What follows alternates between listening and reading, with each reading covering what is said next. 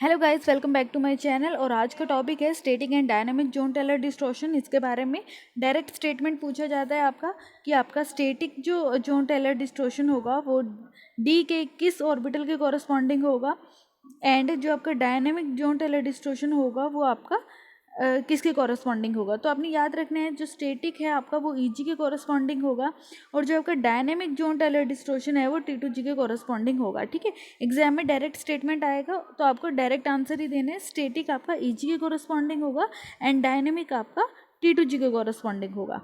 So now, if both the crystallographic data and spectroscopic data are conformative in John Taylor distortion, then it is considered as static distortion. For example, in EG, it is characterized by different bond length parameter by measuring crystallographic data at room temperature. क्या करते हैं आप कि आप molecule का क्रिस्टेलोग्राफिक data obtain करते हैं room temperature के ऊपर, जहाँ पे आप क्या करते हैं मॉलिक्यूल में डिफरेंट बॉन्ड लेंथ को डिस्कस करते हैं। ठीक है, अब ईजी के कॉरस्पॉन्डिंग आपके एटॉमिक ऑर्बिटल होता है d x square minus y square and d z square, ये आपका ईजी के कॉरस्पॉन्डिंग है। और आपका टी2जी के कॉरस्पॉन्डिंग हो गया डी एक्स वाई जेड और जेड एक्स। ठीक है, सो आपने क्या करना है, आपने अपना मॉलिक्यूल लिया और उसको क्रिस्टेलोग्राफिक डाटा आपने ऑब्टेन किया रूम टेम्परेचर के ऊपर, और जहाँ से आपको variety of bond length existing in the molecule you will find. Now, means they have measurable bond length difference. Generally, complex having asymmetric filling of Eg shows static John Taylor distortion. तो जहाँ पे आपका क्या होगा, unsymmetrical filling of easy होगा, यानी कि easy orbital आपका कैसा होगा, अनसिमेट्रिकल फिलिंग होगी ईजी में। तो वहाँ पे क्या हो जाएगा, वहाँ पे आपका होगा static Jahn Teller distortion. And there are some example where the crystallographic data at room temperature indicate symmetrical structure, but spectroscopic data are in favor of distortion. In such case, if crystallographic data are recorded at very low temperature, the distortion is revealed and found. देखिए आपके पास दो तरह का data है, एक आपके पास है क्रिस्टेलोग्राफिक data, दूसरा आपके पास है स्पेक्ट्रोस्कोपिक डाटा।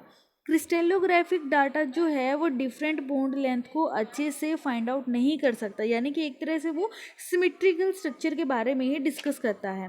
लेकिन जो आपका स्पेक्ट्रोस्कोपिकल डाटा है वो आपकी अलग अलग बॉन्ड लेंथ को मेजर कर लेता है, यानी कि वो वहाँ पे आपका डिस्टॉर्शन अगर मॉलिक्यूल के अंदर है तो वो डिस्टॉर्शन को फाइंड आउट कर लेगा। जबकि अगर क्रिस्टलोग्राफिक डाटा की बात करें तो वो रूम टेम्परेचर पे डिस्टॉर्शन को फाइंड आउट नहीं कर सकता, यानी कि क्रिस्टलोग्राफिक डाटा जो है वो बिलो रूम टेम्परेचर यानी कि लो रूम टेम्परेचर पे काम करता है। रूम टेम्परेचर पे वो सिमेट्रिकल ही दिखाता है, वो नहीं दिखाता कि मॉलिक्यूल के अंदर डिस्टॉर्शन है। बट आपका जो स्पेक्ट्रोस्कोपिकल डाटा है वो क्या करता है, वो डिस्टॉर्शन को रिवील कर देता है अगर आपके मॉलिक्यूल के अंदर डिस्टॉर्शन है। ठीक है, सो वहाँ से फाइंड आउट होता है आपके पास डायनेमिक जोन टेलर डिस्टॉर्शन जो आपका होगा टी2जी के कॉरस्पॉन्डिंग। सो हमारे पास क्या हो गया, स्टैटिक हो गया, स्टैटिक मेरा ईजी के कॉरस्पॉन्डिंग है, और डायनेमिक जो है मेरा वो मेरा टी2जी के कॉरस्पॉन्डिंग है। और यहाँ से दो data, crystallographic data and spectroscopic data. Crystallographic data अगर रूम टेम्परेचर पे है तो वो सिमेट्रिकल दिखाएगा, कोई डिस्टॉर्शन नहीं शो करेगा। स्पेक्ट्रोस्कोपिक डाटा रूम टेम्परेचर पे भी डिस्टॉर्शन को शो कर देगा।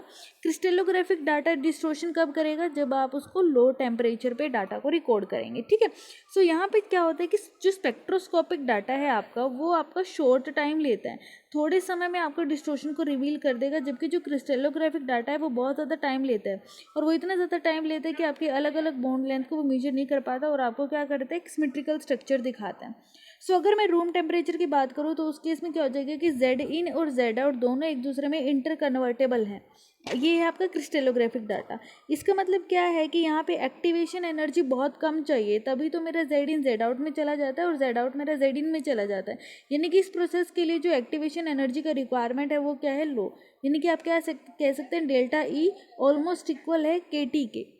ठीक है, सो ये यहाँ पे but crystallographic obtained only average of these two structure that is symmetrical structure, यानी कि ऑक्टाहेड्रल। अगर आपका कोऑर्डिनेशन नंबर 6 है तो क्रिस्टेलोग्राफिक क्या करता है, इन दोनों का एवरेज यानी कि एक परफेक्ट सिमेट्रिकल स्ट्रक्चर आपको शो करेगा, यानी कि वहाँ पे परफेक्ट ऑक्टाहेड्रल ज्योमेट्री आपका दिखा देगा, दैट इज क्रिस्टेलोग्राफिक डाटा। ठीक है, अगर हम लो टेम्परेचर की बात करें तो लो टेम्परेचर पे क्या हो जाएगा, जेड इन और जेड आउट का जो इंटर कन्वर्जन है वो नहीं होगा। So the inter conversion not occur so easily and distortion is revealed. और उस केस में अगर आपके मॉलिक्यूल के अंदर डिस्टोर्शन है तो वो डिस्टोर्शन दिख जाएगा। आइदर वो डिस्टोर्शन आपका ईजी के कॉरस्पॉन्डिंग है या फिर T2G के कॉरस्पॉन्डिंग है या फिर स्टैटिक है, डायनेमिक है, तो वो आपका डिस्टोर्शन वहाँ पे रिवील हो जाएगा। तो उस केस में जो एनर्जी है वो KT से बहुत ज़्यादा हो जाएगी, क्योंकि अगर एनर्जी इक्वल होगी तभी तो जेड इन जेड आउट में जाएगा। इसका मतलब क्या है कि अगर इंटर कन्वर्जन नहीं हो रहा तो एनर्जी यानी कि एक्टिवेशन एनर्जी बहुत ज़्यादा चाहिए, दैट इज़ वाई वहाँ पे इंटर कन्वर्जन अपने आप नहीं हो रहा। ठीक है, उसके बाद हमारे पास है, जैसे एग्जाम्पल से इसको डिस्कस करें, tetragonal distortion reflect in the absorption spectra in the form of A shoulder. यानी कि अगर आपके मॉलिक्यूल में डिस्टोर्शन है तो आप उसकी एब्जॉर्प्शन स्पेक्ट्रा से फाइंड आउट कर सकते हैं। और वो हमने लास्ट वीडियो में डिस्कस किया था कि एब्जॉर्प्शन स्पेक्ट्रा में क्या हो जाएगा, आपके पास शोल्डर आएंगे दो। ठीक है, आपके पास शोल्डर बन जाएगा आपके मोलिकुलर स्पेक्ट्रा के अंदर। लेकिन अगर वहाँ पे शोल्डर नहीं बन रहा, सिंपल क्वेश्चन करवा रही है, तो इसका मतलब वहाँ पे डिस्टोर्शन नहीं है। जैसे आपका T2G1 है, T2G4 है, यहाँ पे भी T2G नेक्स्ट में CuF6 3 नेगेटिव, T2G4 Eg2। इस तरह के एग्जाम्पल जो हैं ये बेस्ट एग्जाम्पल है डायनेमिक के, क्योंकि यहाँ पे क्या है, एक में T2G1 है, उसमें T2G4 है, नेक्स्ट में T2G4 है, यानी कि हमारे पास क्या है, अनसिमेट्रिकल फिलिंग ऑफ T2G है। और T2G के कॉरस्पॉन्डिंग कौन सा डिस्टोर्शन होता है, दैट इज डायनेमिक। अगर Eg के कॉरस्पॉन्डिंग होता तो हम उसको बोलते हैं स्टैटिक जोन टेलर डिस्टोर्शन। ठीक है, चलिए आफ्टर दैट हमारे पास आता है special case of Jahn Teller distortion, that is in D8 compound. हमने पढ़ा था कि यूजुअली D8 के अंदर जोन टेलर डिस्टोर्शन नहीं होता, क्योंकि यहाँ पे आपका जो T2G है, T2G के अंदर भी क्या है 6 है, और आपका Eg है, Eg के अंदर भी क्या है आपके 2 इलेक्ट्रॉन हैं। तो यहाँ पे Eg भी सिमेट्रिकल है, T2G भी सिमेट्रिकल है, तो जनरली क्या देखा जाता है कि डिस्टोर्शन यहाँ पे नहीं होता। बट एक्चुअल में अगर कोई बहुत ज़्यादा स्ट्रॉन्ग फील्ड लिगेंड यहाँ पे लगा हुआ है, यानी कि आपके सेंट्रल मेटल एटम के साथ कोई बहुत ज़्यादा स्ट्रॉन्ग फील्ड लिगेंड अटैच है, तो वो स्ट्रॉन्ग फील्ड लिगेंड क्या करवाएगा, उस केस में पेयरिंग करवाएगा, यानी कि पेयरिंग एनर्जी कम हो जाएगी और जो Δ1 Δ2 है वो ज़्यादा हो जाएगा उस केस में। सो उस केस में जब बहुत ज़्यादा पेयरिंग एनर्जी हो जाएगी तो मेरा एक ऑर्बिटल खाली हो जाएगा, और जैसे ही एक ऑर्बिटल खाली होगा अब आपके इलेक्ट्रॉन के पास फिर से चांस है कि वो डिस्टोर्शन करेगा वहाँ पे, तो उस केस में डिस्टोर्शन वहाँ पे हो जाता है। ठीक है, so generally D8 system expected to form perfect octahedral, no Jahn Teller distortion, no unsymmetrical filling under the condition. तो ये कंडीशन तो हम ऑलरेडी डिस्कस कर चुके हैं। So expectations are supported by the fact, जैसे आपके पास मॉलिक्यूल है nickel water 6 2 positive, nickel ammonia 6 2 positive, NiEN 3 2 positive, तो सब D8 है तो परफेक्ट ऑक्टाहेड्रल स्ट्रक्चर है। And the magnitude of splitting parameter Δ1 Δ2 depends upon the nature of both ligand and metal. Obviously बात है Δ1 Δ2 डिपेंड करेगा कि आपके मेटल कैसे है और आपका लिगेंड कैसा है। Now if the splitting under this condition, यानी कि अगर मेरा Δ1 यानी कि मेरा गैप ज़्यादा हो जाए, पेयरिंग एनर्जी कम हो जाए, पेयरिंग एनर्जी कम हो जाएगी तो उस केस में क्या हो जाएगा, पेयर अप होना हो जाएगा, यानी कि स्ट्रॉन्ग फील्ड लिगेंड प्रेजेंट होगा, पेयर करेगा, पेयर करते ही ऑर्बिटल खाली हो जाएगा और उस केस में आपके मॉलिक्यूल के अंदर स्ट्रॉन्ग डिस्टोर्शन आ जाएगा, और वो स्ट्रॉन्ग डिस्टोर्शन होगा आपका Z out can earn addition CFS। ठीक है, सो जैसे अगर आप इस केस में देखें तो यहाँ पे पेयरिंग एनर्जी कम है, पेयरिंग एनर्जी कम होते जो आपका इलेक्ट्रॉन DX² - Y² में है वो इलेक्ट्रॉन आपका DZ में आ जाएगा, तो DZ में क्या हो जाएंगे, 2 हो जाएंगे, गैप आपका बढ़ जाएगा, तो उस केस में क्या हो जाएगा, इस केस में अब आपका डिस्टोर्शन के चांसेस हैं यहाँ पे। ठीक है, और Z आउट होगा तो Z आउट में ऑक्टाहेड्रल कॉम्प्लेक्सेस में वैल्यू कितनी होती है 1/3 Δ1। ठीक है, और Z इन में वैल्यू होती है 2/3 Δ1। तो ये वैल्यू आप याद रखेंगे, हर बार सेम वैल्यू आपको देखने को मिलेगा। ठीक है, चलिए सो नेक्स्ट तो कंडीशन क्या हो जाएगी, कंडीशन आपने याद रखनी है कि Δ1 आपका ग्रेटर हो जाता है, पेयरिंग एनर्जी आपकी कम हो जाएगी, कोई स्ट्रॉन्ग फील्ड लिगेंड लगा हो, D8 कॉन्फ़िगरेशन हो आपका, तो उस केस में आपके पास क्या हो जाएगा, जोन टेलर डिस्टोर्शन आपको देखने को मिलेगा। और जोन टेलर डिस्टोर्शन क्योंकि Eg के कॉरस्पॉन्डिंग हो रहा है तो वो हो जाएगा आपका स्टैटिक जोन टेलर डिस्टोर्शन। ठीक है, अब ये जो है ये 3 चीज़ों पे डिपेंड करता है, आपका मेटल पे डिपेंड करेगा, Δ1 की गैप कितना है, लिगेंड पे डिपेंड करेगा, और नेफ्लॉस्टिक इफेक्ट पे डिपेंड करेगा, जो कोवलेंसी से डील करता है वो हम ऑलरेडी डिस्कस कर चुके हैं। सो इस केस में क्या हो जाएगा कि अगर आपकी पेयरिंग एनर्जी कम है तो उस केस में क्या होगा कि पेयर अप होने के चांसेस ज़्यादा होंगे। सो मेटल रिलेटेड और लिगेंड रिलेटेड फैक्टर क्या होगा कि जब हम डाउन द ग्रुप आते हैं 3D से 4D से 5D, तो डाउन द ग्रुप आपका वीक फील्ड लिगेंड भी स्ट्रॉन्ग फील्ड लिगेंड की तरह बिहेव करना शुरू करता है, आपके पास इनर ऑर्बिटल कॉम्प्लेक्स बनते हैं, और वहाँ पे क्या हो जाता है, इनर ऑर्बिटल कॉम्प्लेक्स तभी बन सकता है जब आपका पेयरिंग एनर्जी कम हो, तो उस केस में क्या हो जाएगा, आपके पास इंटर इलेक्ट्रॉनिक रिपल्शन कम हो जाएगा, पेयरिंग एनर्जी कम हो जाएगी, और आपके पास क्या बनेंगे, यहाँ पे इस तरह के केसेस में आपको डिस्टॉर्शन देखने को मिलेगा अगर D8 कॉन्फ़िगरेशन है वहाँ पे। लिगेंड रिलेटेड फैक्टर क्या है कि सपोज लिगेंड, अब आपने बहुत ज़्यादा स्ट्रॉन्ग फील लिगेंड लिया तो वहाँ पे CFSE डेल्टा नोड की वैल्यू ज़्यादा हो जाएगी, डेल की वैल्यू भी इंक्रीज हो जाएगी, और अगर गैप बहुत ज़्यादा हो जाएगा तो इलेक्ट्रॉन मेरा नीचे ही पेयर अप करने की कोशिश करेगा, यानी कि लिगेंड फील्ड स्ट्रेंथ पे डिपेंड करेगा कि आपका डेल्टा नोड कितना होगा। अगर स्ट्रॉन्ग फील लिगेंड है तो गैप ज़्यादा हो जाएगा, और अगर वीक फील लिगेंड है तो गैप आपका कम हो जाएगा, ठीक है। उसके बाद आता है जैसे प्लेटिनम और पैलेडियम है, तो उस केस में भी क्या होता है, डाउन द ग्रुप आप समझते हैं, इनर ऑर्बिटल कॉम्प्लेक्स बनते हैं आपके, ठीक है। उसके बाद हमारे पास आता है, तो hence this complex from square planar complex because strong distortion occur Z out. तो यहाँ पे लिमिटिंग केस है, हमारे पास जेड आउट है, स्क्वायर प्लेनर कॉम्प्लेक्सेस यहाँ पे आपको देखने के मिलेंगे। सो एक्सियल लिगेंड में होता क्या है कि एक्सियल लिगेंड आपका इतना ज़्यादा डिस्टोर्ट हो जाता है कि वो कॉम्प्लेक्स से बाहर ही चला जाता है, और स्ट्रक्चर आपका ऑक्टाहेड्रल से किस में चला जाएगा, स्क्वायर प्लेनर में चला जाता है, ठीक है, कि यहाँ पे आपका बहुत ज़्यादा स्ट्रॉन्ग डिस्टॉर्शन हो जाता है।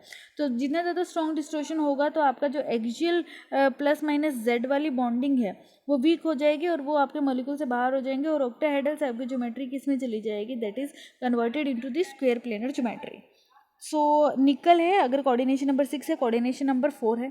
इन केस ऑफ निकल +2 complex the condition off spin pairing, अगर इस तरह से है कि पेयरिंग एनर्जी कम है, और तो उस केस में हमारे पास क्या हो जाएगा, तो through the splitting of EG orbital is only possible when a very strong ligand like cyanide या कार्बोनिल, इस तरह के लिगेंड अगर आपके पास लगे हैं, या अगर आपके पास कोई वीक फील्ड लिगेंड लगा हुआ है। ये बहुत इंपॉर्टेंट लाइन है, एग्जाम के पॉइंट ऑफ व्यू से बहुत बार पूछी जाती है स्टेटमेंट में कि स्ट्रॉन्ग फील्ड लिगेंड है डिस्टॉर्शन हो जाएगा, ठीक है, क्योंकि स्ट्रॉन्ग फील्ड लिगेंड वैसे भी बहुत ज़्यादा स्ट्रॉन्ग डिस्टॉर्शन करते हैं।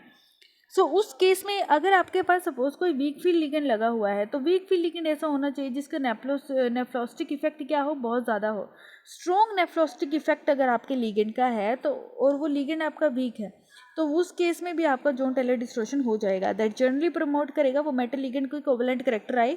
सो कोवेलेंट करेक्टर आने से क्या हो जाएगी कि मेटल और लिगेंड के बीच में इंटर इलेक्ट्रॉनिक रिपल्शन कम हो जाएगा, और अगर मेटल में इंटर इलेक्ट्रॉनिक रिपल्शन कम मतलब पेयरिंग एनर्जी कम, पेयरिंग एनर्जी कम मतलब यहाँ पे इनर ऑर्बिटल कॉम्प्लेक्स बन जाएंगे, और जेड आउट आपके पास वहाँ पे डिस्टॉर्शन हो जाएगा, ठीक है। सो अगर आपका निकल है, निकल किस में है, निकल +2 में है, D8 कॉन्फ़िगरेशन है, तो डिस्टॉर्शन दो तरह से हो सकता है, या तो कोई बहुत स्ट्रॉन्ग फील्ड लिगेंड उसके साथ लगा हुआ है, या फिर अगर वीक फील्ड लिगेंड है तो वीक फील्ड लिगेंड ऐसा होना चाहिए जिसका स्ट्रॉन्ग नेफ्रोस्टिक इफेक्ट हो, ठीक है। चलिए आफ्टर दैट हमारे पास आता है ligand with sulphur ligating site. अगर आपका लिगेंड ऐसा है जहाँ पे sulphur as a ligating site है, यानी कि S2 नेगेटिव अगर हम देखें, वैसे भी इसमें S2 नेगेटिव में कोवलेंट करेक्टर बहुत ज़्यादा है, यानी कि यहाँ पे एनायन का साइज़ बढ़ गया। एनायन का साइज़ ही तो बहुत ज़्यादा पॉलराइजेशन के ज़रूरी होता है, और जितना पॉलराइजेशन होगा उतनी ही ज़्यादा वो क्या करेगा, कोवलेंसी क्रिएट करेगा। तो इसका मतलब क्या है कि S2 नेगेटिव में पॉलराइजेशन करेक्टर बहुत ज़्यादा है, कोवलेंट करेक्टर बहुत ज़्यादा है, तो जब ये मेटल के साथ जुड़ेगा तो उस केस में भी क्या हो जाएगा, ऑटोमेटिकली वहाँ पे डिस्टॉर्शन के चांसेस हो जाएंगे, ठीक है, कि वहाँ पे आपका जेड आउट डिस्टॉर्शन आपको देखने को मिलेगा, ठीक है। दूसरा क्या होता है कि सल्फर के पास क्या है, वैकेंट डी ऑर्बिटल है, इजीली पोलराइजेबल है, बीटा की वैल्यू कम होती है तो बी की वैल्यू कम हो जाती है, तो यहाँ पे आयनिक करेक्टर कम है और कोवलेंट करेक्टर ज़्यादा है, तो रिपल्शन कम हो जाएगा, रिपल्शन कम होती है पेयरिंग एनर्जी कम, और पेयरिंग एनर्जी कम होती है वहाँ पे इनर ऑर्बिटल कॉम्प्लेक्स EG के कॉरस्पॉन्डिंग डिस्टॉर्शन हो जाएगा, दैट इज स्टैटिक डिस्टॉर्शन, ठीक है। उसके बाद हमारे पास आता है copper 3, they also generally form square planar complex, AU भी आपके स्क्वायर प्लेनर कॉम्प्लेक्स बनाएगा, ठीक है। आफ्टर दैट हमारे पास आता है application of crystal field theory, ये बहुत ज़्यादा इंपॉर्टेंट टॉपिक है। एप्लीकेशन में सबसे पहला एप्लीकेशन है आयनिक रेडियाई, उसके बाद है हमारे पास hydration energy, after that lattice energy, और सबसे इंपॉर्टेंट हमारे पास आते हैं स्पाइनल और इनवर्स स्पाइनल स्ट्रक्चर, और inertness and oxidation and reduction process. So हम सबसे पहले डिस्कस करते हैं आयनिक रेडियाई। सो आयनिक रेडियाई में हमारे पास आई थिंक ये टॉपिक इतना ही है। चलिए ये हम डिस्कस करेंगे नेक्स्ट वीडियो में। Till then take care, bye, stay home, stay safe. If you like this video, like, comment, share and subscribe the channel. Thank you very much.